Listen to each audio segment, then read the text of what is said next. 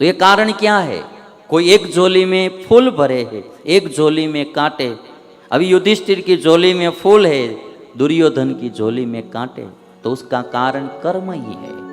दुर्योधन के मन में राग द्वेष है, ये जड़ है राग और द्वेष। ये ने मैं अभी तो मैं तो सोचता ही रहता हूँ। अभी ये मैंने भगवी कंथा पहनी, 25 साल ऊपर हो गया, अभी रिसर्च ही करता रहता हूँ राग द्वेष का। ये मूल में से जाना बहुत मुश्किल होता है। द्वेष होता है तो कभी कोई सामने वाले व्यक्ति में दुर्गुण है तो भी द्वेष होता है, कभी कभी हमारे कारण ही द्वेष होता है। अभी दुर्योधन को जो द्वेष हो रहा है पांडवों के प्रति, पांडवों में कोई दुर्गुण नहीं है, अपने कारण उसको द्वेष हो रहा है। स्कूल की पहली घंटी जो बजती है उसके प्रति सबको नफरत होती है, और वही घंटी जब अंत में बजती है तो कितनी प्यारी लगती है।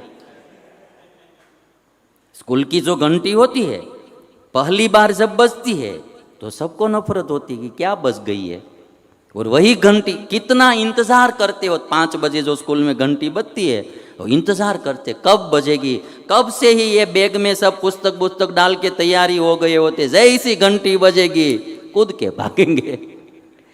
बंदर भी कम पड़ जाएंगे उसके पास, इतने फास्ट भागेंगे। तो वो घंटी प्यारी लगती है। तो घंटी का कोई दोष नहीं है, दोष किसका है? हमारा। पहली घंटी, क्योंकि हमको विद्याभ्यास नहीं करना है इसलिए पहली घंटी अच्छी नहीं लगती है। जिसको विद्याभ्यास करना होगा वो तो इंतजार करता होगा कि कब घंटी बजे, कब स्कूल जाए और विद्याभ्यास करे। तो द्वेष होने में 2 बात होती है, एक तो सामने वाले में दुर्गुण है तो भी द्वेष होता है, कभी कभी हमारे कारण भी सामने वाला गुणवान होने पर भी द्वेष होता है।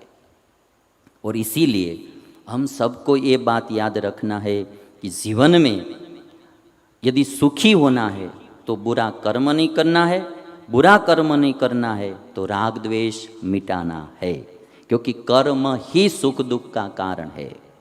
किसी ने बहुत अच्छी बात लिखी है, कभी खुशी का बाग है जिंदगी, कभी खुशी का बाग है जिंदगी, कभी उदासी की आग है जिंदगी।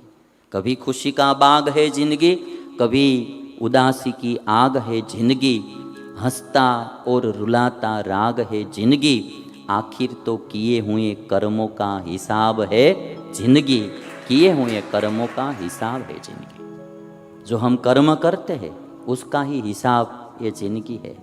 फिर किसी और को दोष देने की ज़रूरत नहीं है, जो कर्म हम करेंगे उसका फल हम भुगतेंगे ही। ये मैसेज देता है, एक बार आप गलत कर्म करेंगे ऊपर वाला नहीं अभी फाइल हाथ में लेंगे छोड़ देंगे, तो आपको लगेगा चलता ही है ना।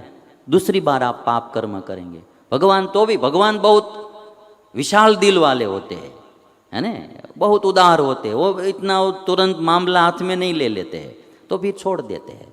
दूसरी बार, तीसरी बार, चौथी बार फिर आप पाप कर्म करना बंद ही नहीं करेंगे तो फिर ऊपर वाला फाइल हाथ में ले लेगा, और जब वह फाइल हाथ में ले लेगा फिर किसी की बाप की नहीं सुनेगा, वो नतीजा देकर ही रहेगा, फिर किसी की कुछ भी नहीं चलेगी, बस परिणाम आएगा ही आएगा। और इसीलिए एक बात याद रखना, पहले भगवान क्या थे कि खाता बही लेकर बैठते थे, खाता बही जो आती है ना वो लेकर बैठते थे, और कोई आता था कि भाई छगन टप्पू, तो फिर वो पेज ऐसे ऐसे ही घुमाते थे, फिर छगन टप्पू का जो खाता बही आती है वो लिखा हुआ सब पाप कितने किए पुण्य किए वो सब देखते थे, वो थे। तो इसलिए कर्म का फल मिलने में थोड़ी देर लगती थी। अब तो भगवान भी लैपटॉप लेकर बैठते हैं, जैसे ही बोलेगा छगन टप्पू, एक स्विच दबाएंगे, छगन टप्पू की सब हिस्ट्री जो है वो बाहर आ जाएगी कि कब कब कितनी चोरी की थी, कितनी लूट की थी, क्या क्या किया था, क्या कौन कौन सा घोटाला किया था, सब आ जाएगा, हिसाब तुरंत आ जाएगा। सुख दुख में आप जब देखेंगे तो एक ही बात है, हम सबको इतना याद रखना चाहिए कि हम जो बोते हैं वही हम पाते हैं। यानी बबूल का पेड़ बोएंगे आप तो आम कहाँ से खाएंगे, बबूल का पेड़ बोएंगे आप तो आम कहाँ से खाएंगे, जो बोएंगे वही खाएंगे। जो दुख हमारे जीवन में आते हैं तो फिर आज हमको लगता है कि ये दुख इसने क्यों दिया, उसने क्यों दिया, वस्तुतः वो हमारे छिलके का ही दुख होता है, हमारे छिलके का ही दुख होता है। इसलिए जो एक राजा की कहानी में कभी कभी गुजराती में तो हर बार सुनाता हूँ कि एक राजा के 3 मंत्री थे। तीनों मंत्रियों को राजा ने एक एक ठेला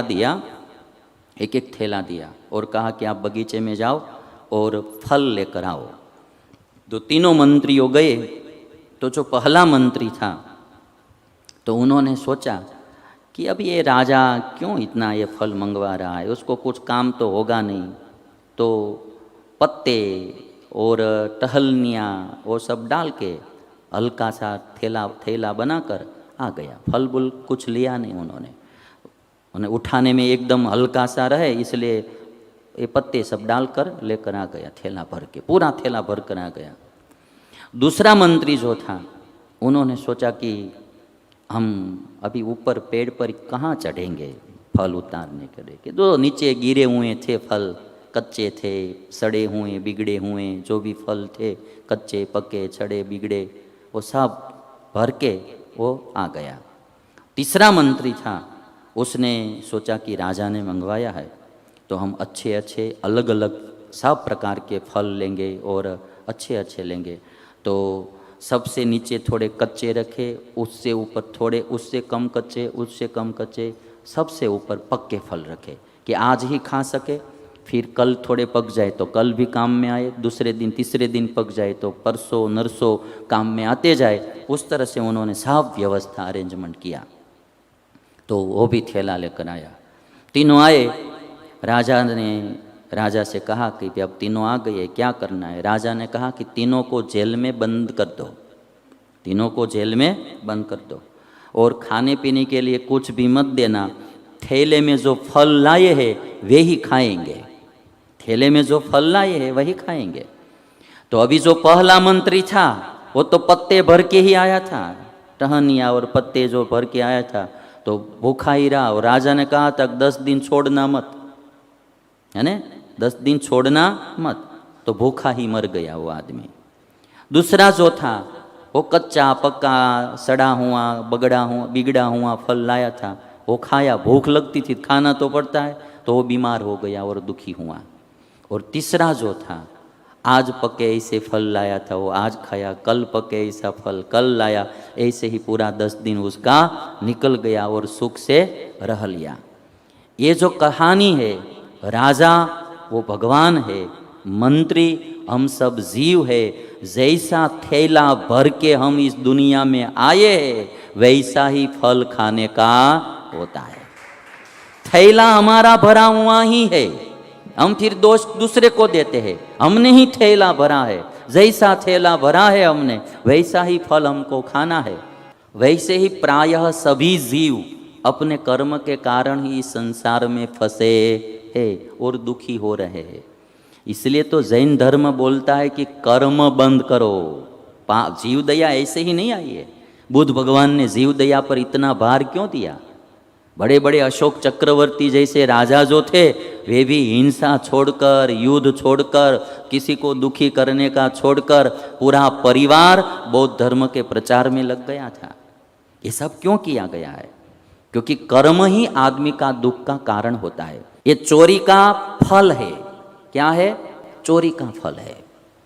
और इसीलिए हम सबको एक बात ध्यान में रखनी चाहिए।